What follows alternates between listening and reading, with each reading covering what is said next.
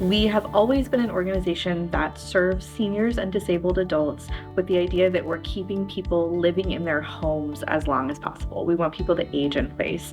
Our biggest program is our Meals on Wheels program, which is our home delivered meal service. So part of our work is to provide some socialization. We know that really high isolation leads to depression, leads to lots of poor health outcomes. We also provide a whole slew of services for people with Alzheimer's. We operate centers where caregivers can bring their loved one with Alzheimer's. It's a safe place for them to be all day. In our history, we've either operated out of fellowship halls of churches or kind of old restaurants, all kinds of buildings that we've been very lucky to have, but that none of which were designed for the level of operations that we provide. This facility is just going to open up the world to us. We knew that we needed to share our story when people walked in and they walked around our new space. And not just for people who were new to Meals on Wheels, but for the people who work here.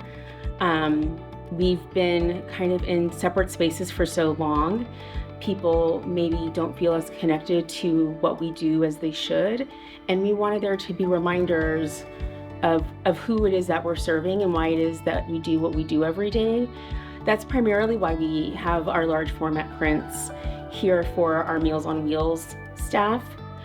We also have large format prints in our Grace Place Alzheimer's Center because we wanted to create a space that felt a little bit more like home.